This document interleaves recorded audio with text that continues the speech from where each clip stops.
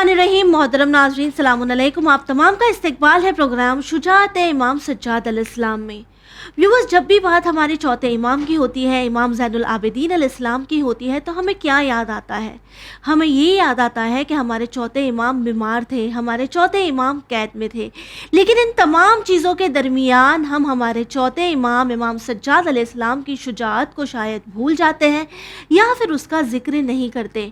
इमाम सज्जाद अलैहिस्सलाम बीमारी के बावजूद, कैद के बावजूद करबला से लेकर शाम के यजीद के दरबार में उन्होंने किस तरह हक का परचम लहराया है, ये आपकी शुजाअत की एक बेहतरीन मिसाल है। शुजाअत सिर्फ ये तो नहीं होती कि आप मैदान जंग में तलवार लेकर जाएं और दुश्मन पे वार करें। शुजाअत ये भी है कि आप दुश्मनों के दरमियान बिना खौफ के हक की बात करें, हक को लोगों के सामने रखें और किसी से डरे नहीं। और इसकी बेहतरीन मिसाल हमारे चौथे इमाम की ज़िंदगी है। हमारे आज के एपिसोड में हम ये देखेंगे कि हमारे चौथे इमाम इमाम सज्जाद अलैहिस्सलाम शुजाअत के किस तरह एक बेहतरीन जौहर है। इस प्रोग्राम में हमारा साथ देने के लिए चैनल विन के स्टूडियो में मौजूद है सिस्टर सैयद अज़मी ज़हरा। आइए सबसे पहले आपका इस्तकबाल करते हैं। अस्सलाम अलैकुम। वालेकुम अस्सलाम व रहमतुल्लाहि व बरकातुहू। सिस्टर, अवलन तो आपसे यही जानना चाहेंगे कि जब हम बात करते हैं शुजाअत की, ब्रेवरी की, तो लोग अक्सर ये सोचते हैं कि हमारी जिस्मानी ताकत, हमारी जिस्मानी कुव्वत जो होती है वही शुजाअत होती है, मैदानों में जाना, तलवारों से लड़ना, यही शुजाअत है। तो ये बात किस हद तक सही है? औज़ु बिल्लाहि मिनश शैतानिर रजीम, बिस्मिल्लाहिर्रहमानिर्रहीम। असल में शुजाअत ईमान की सिफ़त है, एक आला सिफ़त है, और शुजाअत ही वो सिफ़त है कि जिसके ज़रिए से एक कौम को पहचान मिलती है। और हुकूमत हो, क़यादत हो, हर एक के लिए शुजाअत की ज़रूरत होती है। लेकिन अगर शुजाअत को हम फ़कत मैदान जंग तक महदूद कर दें या कहें कि ज़ोर बाजू दिखाने का नाम ही शुजाअत है, इंसान अपनी जिस्मानी क़ुव्वत को अगर ज़ाहिर कर रहा है तो फ़कत इसी का ताल्लुक़ शुजाअत से है, तो ये गलत होगा। क्योंकि शुजाअत का दायरा भी बड़ा है, वसी है, और इसमें और भी कई चीज़ों का शुमार होता है। कि ये तो बिल्कुल ज़ाहिर सी बात है कि एक इंसान मैदान जंग में गया और वो मुखालिफिन से या बातिल के मुकाबले में आता है, तलवार चलाता है या उससे जिहाद करता है, ये भी शुजाअत की एक किस्म ज़रूर है। लेकिन साथ साथ शुजाअत के और भी कई पहलू हैं। अव्वलन हम ये समझें कि शुजाअत के मायने क्या हैं, तो अपने आप वाज़ेह हो जाएगा कि शुजाअत के जो दीगर पहलू हैं उन चीज़ों में क्या क्या चीज़ें हो सकती हैं। शुजाअत को अगर हम देखें तो इसका मतलब होता है कि खैर या अच्छाई को हासिल करने के लिए, बुराई को रोकने के लिए बातिल से मुकाबला करना, डटे रहना हिम्मत और हौसले के साथ में। तो अब अगर कोई बुराई पर आमादा है या बुराई को वो आम करना चाहता है, ऐसे बुरे अफराद की बुराई को मिटाने के लिए उसका मुकाबला करना, अब उसके लिए अगर जंग की ज़रूरत पड़ती है, ये भी अपने आप में एक शुजाअत है। उसके लिए इंसान की तकरीरों की ज़रूरत पड़ती है जिसके ज़रिए से वो जालिम को बेनकाब कर सकता है, ये भी अपने आप में शुजाअत है। क्योंकि हक़ बयानी करना ये हर एक इंसान के बस की बात नहीं है। जो वाक़ईन हकीकतन शुजा होता है, बहादुर होता है, उसी की ज़बान से हक़ बातें निकलती हैं। बेहतरीन मिसाल करबला में देखते हैं, बेहतरीन मिसाल हमने करबला में देखी है यकीनन, कि हक़ बयानी के मौला हुसैन अलैहिस्सलाम देख रहे हैं सामने बातिल है, हर तरह की बुराइयों को आम करना चाहता है, और मौला का साथ देने के लिए भी मौला के साथ में बहुत ज़्यादा अफराद नहीं हैं, मुख्तसर अफराद हैं। लेकिन उसके बावजूद भी ये इमाम हुसैन अलैहिस्सलाम की अजीम शुजाअत का हमने जौहर देखा कि आप वो हज़ारों के लश्कर से आप सामना करने के लिए आमादा है, डटे रहे और लड़ते रहे, चाहे अपने सब्र के ज़रिए से उन्हें नाकाम किया है या अपनी इस्तकामत के ज़रिए से नाकाम किया है। यानी हर हाल में इमाम ने उन लोगों को, उनकी बुराइयों को ख़त्म करने का, यानी देखिए इमाम ये चाहते थे कि उनकी बुराइयाँ ख़त्म हों, और ये जो दीन इस्लाम में ये बुराइयों को शामिल करना चाहते हैं, ये तमाम मंसूबे इनके नाकाम हो जाएँ, और इस मिशन में इमाम अपनी शहादत के ज़रिए से कामयाब होते हैं। और आज तक इस दुनिया में अगर अच्छाई बाकी है तो ये इमाम हुसैन अलैहिस्सलाम का सदका है कि आपके ज़रिए से, आपके इस मिशन के ज़रिए से ये चीज़ें मिली। तो लिहाजा हिम्मत और हौसले के साथ बातिल का, बुरे का मुकाबला करना, अब इसकी बेशक तो ये शुजाअत है, ये बहादुरी है। अब जैसा कि मैंने अभी जिक्र किया कि अब जालिम को आप जुल्म से रोकने के लिए जो कुछ भी तदबीर करें, जालिम को जुल्म से रोकने के लिए अगर जंग की ज़रूरत पड़े, जालिम को जुल्म से रोकने के लिए आप उससे मुबाहिसा करके उसे नेज़ कर सकती हैं, तो उसके ज़रिए भी ये भी आपकी शुजाअत है। حق بیانی کر کے آپ ظالم کو جو ہے اس کے ظلم سے روک سکتی ہیں، یہ بھی شجاعت ہے۔ ڈیبیٹ کے ذریعے، بحث و مباحثہ کے ذریعے، ان تمام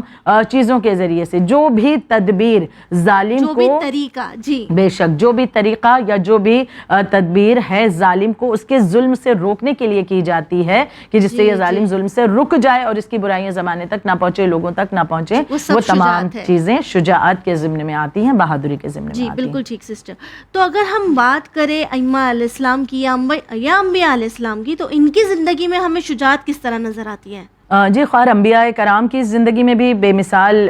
ہمیں نظر آتی ہیں ان کی زندگیاں کی اس حوالے سے کہ چاہے ہم نوح نبی کی مثال لے لیں کہ وہاں پر ہم دیکھیں کہ آپ نے تلوار چلائی ہے، کہ آپ میدان میں آئے، کہ آپ نے جنگ کیا ہے، نہیں، لیکن آپ نے کس طرح سے شجاعت اور دلیری اور بہادری دکھائی ہے کہ لوگ آتے ہیں آپ کا مذاق اڑا رہے ہیں اور اس طرح سے کشتی کو بنانا اور اس طرح سے خدا کا حکم ہوتا ہے جو آپ نے بنانا شروع کیا، اس حوالے سے بھی لوگوں نے آپ کی توہین کرنا شروع کیا، آپ کا مذاق اڑاتے ہیں۔ اور اب بھی نبی جو ہیں لوگوں کو دعوت ایمان دیتے رہے، لیکن پھر بھی لوگ، بہت سے افراد ہیں جو نہیں آتے ہیں، لیکن اس کے باوجود بھی نبی نے کوشش کی ہے کہ ان لوگوں کو گمراہی سے روکیں، ان لوگوں کو باطل سے روکیں، ان لوگوں کو غلط باتوں سے باہر نکال سکیں۔ تو یہ بھی نبی کی ایک شجاعت کا جوہر ہمیں نظر آتا ہے کہ جو بھی حالات ان کے مخالف تھے، لیکن ان حالات کے آگے انہوں نے ہار نہیں مانی، بلکہ اپنے مشن کو انہوں نے جاری رکھا۔ یہ ایک شجاعت کی مثال۔ ہم دوسری مثال جناب موسیٰ نبی کی دیکھیں کہ جناب موسیٰ علیہ السلام نے کیا فرعون کے ساتھ جنگ کر کے معاملات کو پار کیا ہے؟ نہیں، بلکہ آپ دعوت ایمانی دیتے رہے، اس نے قبول نہیں کیا، لیکن پھر بھی آخر تک معاملہ ہوتا ہے کہ آپ ایمان کی دعوت دیتے رہے، بلاتے رہے، لیکن یہ لوگ گمراہی پر رہے اور غرق ہوتے ہیں۔ یعنی یہ بھی آپ کے شجاعت کا، یہ جناب موسیٰ کو بھی اذیتیں دی جانے لگیں، روکا جانے لگا، بہت چیزیں کی، لیکن بالکل نہیں۔ اس کے علاوہ اپنی تمام چیزوں کے ذریعے سے، تمام باتوں کے ذریعے، اپنی ایک الگ اسٹریٹجی جو آپ نے اختیار کی ہے، اس کے ذریعے سے یہاں پر گمراہی سے لوگوں کو روکا ہے۔ تو اب جو یہ ظالم کے ظلم سے لوگوں کو بچایا، فرعون سے بچایا، یا اس کی گمراہی سے لوگوں کو بچایا، یہ بھی شجاعت کی ایک مثال ہمارے سامنے نظر آتی ہے۔ ایسے نبیوں کی زندگی میں بہت سی مثالیں ہمارے سامنے۔ ہم رسول اللہ کی زندگی کو دیکھیں کہ رسالت حضرت محمد مصطفیٰ صلی اللہ علیہ وآلہ وسلم، آپ کو زد و کوب کیا جاتا، مارا جاتا، آپ کو اذیتیں دی جاتی، تکلیفیں پہنچائی جاتی ہیں، جسمانی تکلیفیں، ذہنی تکلیفیں، ہر لحاظ سے آپ کو پہنچائی جا رہی تھیں، لیکن اس کے باوجود بھی آپ نے اس دین اسلام کے لیے کوشش کی ہے۔ آپ ڈٹ کر کے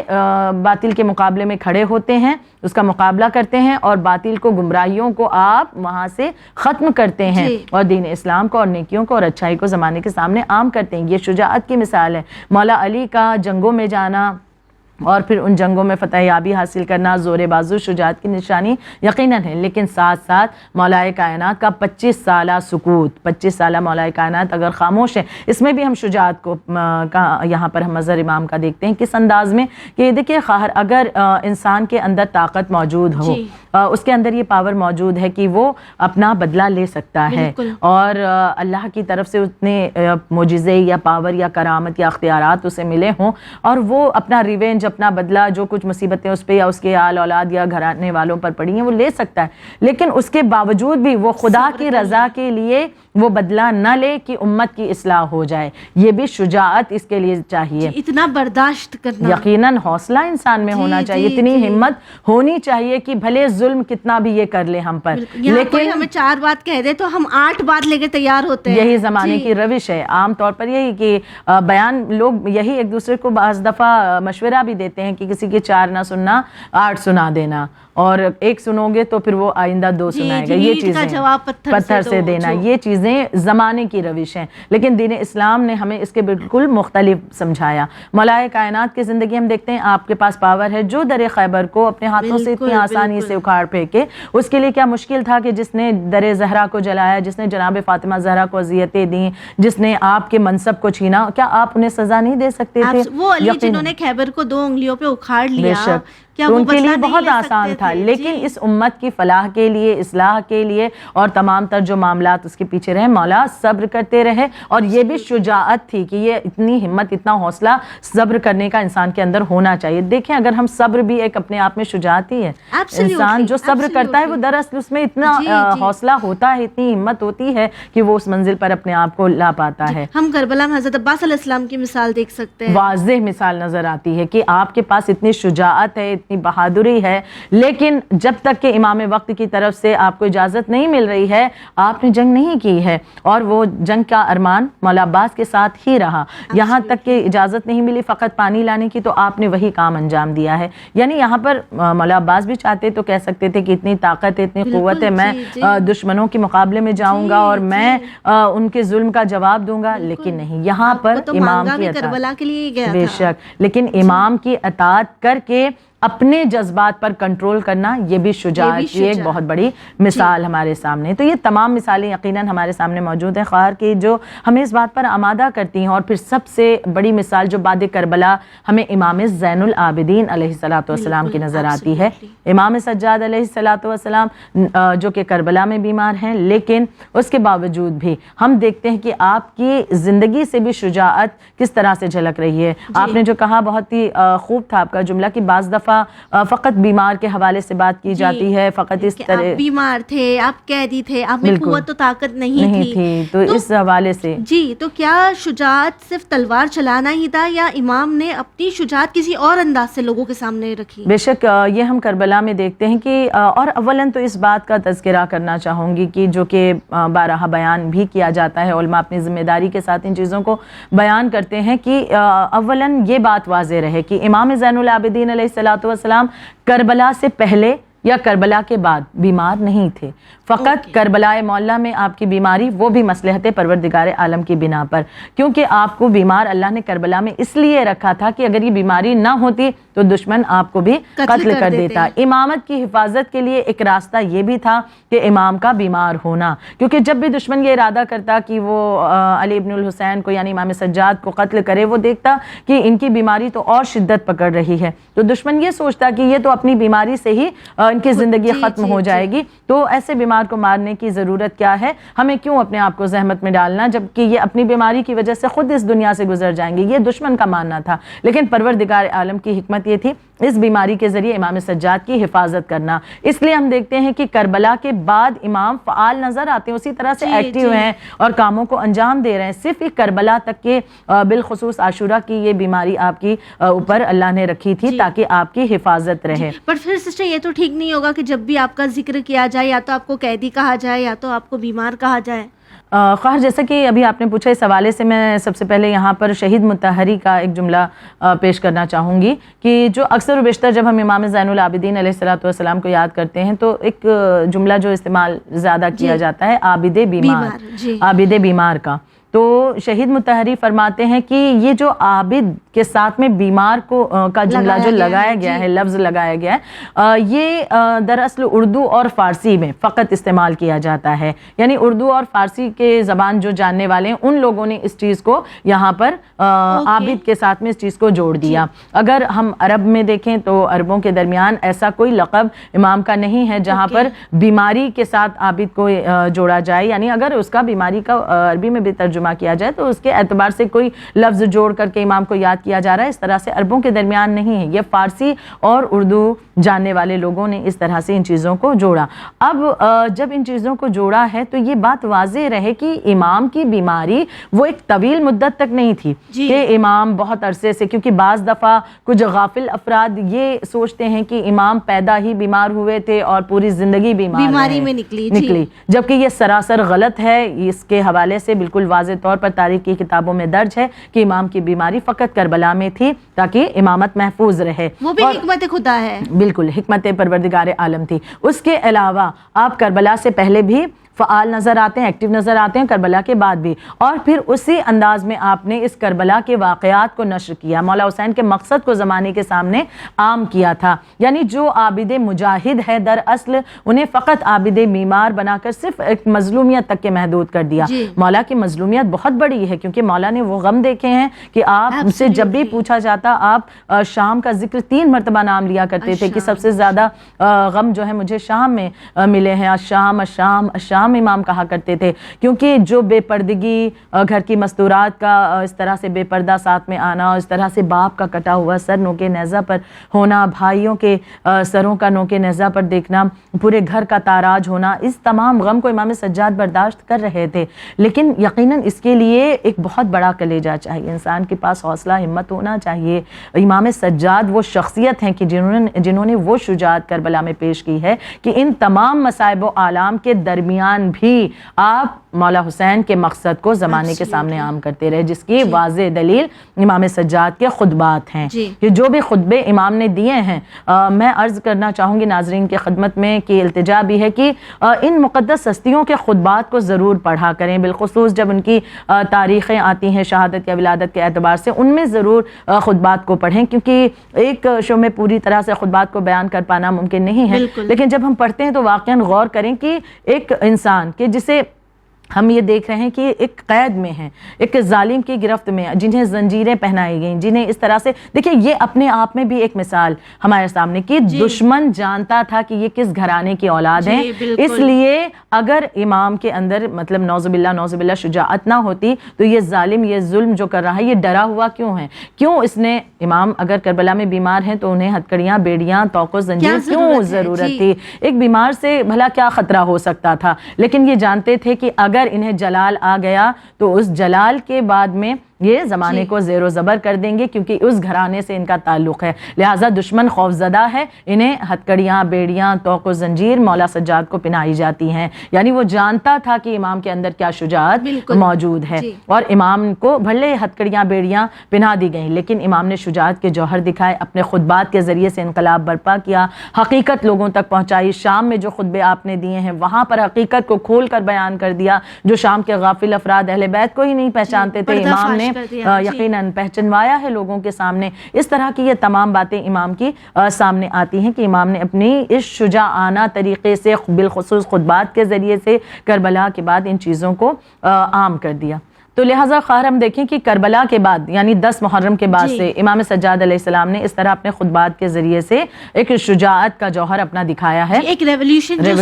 بالکل سٹارٹ کیا ہے، اور جسے کامیابی ملتی ہے، اور جا کر کے پھر 1 سال کے بعد یہ مجبور ہوتا ہے ظالم کی رہائی دینے کے لیے۔ اب اگر ہم یہ دیکھیں کہ رہائی کے بعد کس طرح سے امام نے تبلیغ کی ہے، یعنی اب یہ معاملہ نہیں ہے کہ امام بیمار ہیں، کہ اب بیماری صرف کربلا تک تھی، جو ہم بار بار اس جملے کو دہرا رہے ہیں، لیکن اب امام جب رہائی مل چکی، امام مدینہ پلٹ کر آتے ہیں، امام نے پھر سے اپنی شجاعت کو ظاہر کیا ہے لوگوں کے سامنے۔ انداز مختلف تھا، آغاز میں ہم نے ذکر کیا کہ فقط تلوار چلا لینا ہی میدان جنگ میں شجاعت نہیں ہے، وہ شجاعت کا ایک حصہ ضرور ہے، لیکن الگ الگ انداز میں، کبھی اپنی تقریروں کے ذریعے، کبھی الگ الگ چیزوں کے ذریعے، بلکہ امام سجاد نے تو بڑا ایک مختلف انداز اپنایا، کیونکہ امام کی رہائی کے بعد جب امام مدینہ آتے ہیں اس وقت حالات ایسے نہیں تھے کہ امام جنگ کرتے، یا حالات ایسے نہیں تھے کہ امام کھل کر کے خطبات یا اس وقت جو چیزیں لوگوں کے سامنے بیان کرتے۔ قید کے عالم میں بھی امام نے خطبے دیے ہیں اور اس کا ریولوشن آیا ہے اور انقلاب برپا ہوا ہے، اور شام میں ایک فکر امام نے چھوڑی جس کے ذریعے سے یہ لوگ اپنے آپ کو آمادہ کرتے ہیں، اور آگے چل کے یہ نتیجہ ہوتا ہے، سامنے آتا ہے۔ لیکن اب امام جب پلٹ کر مدینہ آتے ہیں، ایسے حالات نہیں کہ امام ایک دم کھل کر کے تبلیغ کریں۔ امام نے جو راستہ اپنایا، ایک راستہ امام کی شجاعت کا اور امام کی تبلیغ کا دعا تھا۔ امام نے اپنی دعاؤں کے ذریعے سے زمانے کے سامنے ایک انقلاب برپا کیا۔ جو امام دعا کرتے ہیں، اب ظاہر سی بات ہے جب امام دعا کر رہے ہیں تو کسی کو آبجیکشن نہیں ہوگا، یعنی جو ہم دعائیں صحیفہ سجادیہ کہتے ہیں، جی بالکل، صحیفہ کاملہ کی دعائیں، صحیفہ سجادیہ کی دعائیں، یہ بہترین نایاب گوہر ہے جو امام نے ہمیں عطا فرمائے ہیں۔ یہ تمام اس ٹائم پیریڈ میں کہ امام اپنی دعاؤں کے ذریعے سے انقلاب لا رہے ہیں۔ ہم جب ان دعاؤں کو پڑھیں تو ہم محسوس کرتے ہیں کہ فقط ہماری مصیبتوں کا تذکرہ ہی نہیں ہے، بلکہ بہت سے حقائق اس میں جو ہے بیان قربان کیے جا رہے ہیں کہ جن سے ہم روبرو ہوتے ہیں جب ان دعاؤں کو Absolutely. پڑھتے ہیں. جی. یہی وجہ ہے کہ ان دعاؤں کا سہارا اپنی دعاؤں کو خدا تک رکھنے کے لیے ہمیں رکھنا چاہیے. تو اب اس وقت امام نے ان دعاؤں کے ذریعے سے ایک انقلاب برپا کیا. دوسرا راستہ امام نے گریا کا اپنایا. امام گریا کرتے, جب امام کا گریا بلند ہوتا تو لوگ آمادہ ہوتے, پوچھتے کہ آخر اس قدر گریا. واقعات کربلا کا ایک بیس فاؤنڈیشن ہی یہی ہے کہ ہم اگر کسی کو روتا ہوا دیکھتے ہیں تو چاہے وہ ہمارا دشمن ہی کیوں نہ ہو, ہم وہاں پر جا کر ان سے پوچھیں گے کہ کیا ہوا. جی بالکل. اب یہاں پر امام کا گریہ کرنا اور پھر لوگوں کا پوچھنا اور پھر امام کا واقعات کربلا اور حقائق سے لوگوں کو آشنا کرانا, یہ بھی امام کی شجاعت کا ایک راستہ, تبلیغ دین کا ایک راستہ, مقصد حسین کو عام کرنے کا راستہ تھا. تیسرا راستہ جو امام نے اپنایا کہ امام غلام اور کنیزوں کو خریدتے اور اسے اپنے گھر پر سال بھر تقریباً اس طرح سے رکھتے اور انہیں ٹریننگ دیتے, انہیں علم دیتے اور انہیں بہت کچھ سکھاتے, علم دیتے, اور جب وہ تربیت یافتہ ہو جاتے, علم حاصل کر لیتے امام کے ذریعے, اس کے بعد امام انہیں آزاد کر دیا کرتے تھے. اب جب امام ان کنیزوں اور غلاموں کو آزاد کرتے, یہ جہاں جہاں بھی جاتے جس علاقے میں, وہاں وہاں امام کے مشن کی تبلیغ کرتے, امام کے مشن کو عام کرتے. یعنی اس انداز سے امام نے ایسی اسٹریٹجی اپنا کر کے اس دین کی تبلیغ بھی کی ہے اور اپنی شجاعت کا لوہا بھی زمانے کے سامنے منوایا ہے کہ اگر حالات تم ہمارے خلاف کر رہے ہو تو ہم ان حالات سے ہی فائدہ حاصل کر کے الگ انداز میں اپنی شجاعت کے جوہر دکھا کر اس تبلیغ دین کا کام صحیح طریقے سے انجام دیتے ہیں. بالکل ٹھیک. یعنی اب جب ہم امام سجاد کا ذکر کریں تو آپ کو صرف ہمیں قیدی یا بیمار ہی نہیں کہنا ہے, ہمیں یہ یاد رکھنا ہے کہ کربلا جو ہم تک پہنچی ہے, اسلام کو جو بچایا گیا ہے, اس میں امام سجاد علیہ السلام کا ایک بہت ہی بڑا کنٹریبیوشن ہے. جی ویورز, آپ سے آخر میں بس یہی کہنا چاہیں گے کہ اگر کوئی آپ کو یہ کہتا ہے کہ شجاعت صرف تلوار چلانا ہے, جنگ میدان میں جہاد کرنا ہے, تو نہیں, یہ بات غلط ہے. شجاعت ایک سچویشن کو دیکھ کر, اسے سمجھ کر اس سچویشن میں حق کو بیان کرنا ہے, جس کی بہترین مثال ہم ہمارے چوتھے امام, امام سجاد علیہ السلام, امام زین العابدین علیہ السلام کی زندگی میں دیکھ سکتے ہیں. اسی کے ساتھ ہمیں دیجیے اجازت, پر بنے رہیے چینل ون کے ساتھ پیغام انسانیت. شکریہ.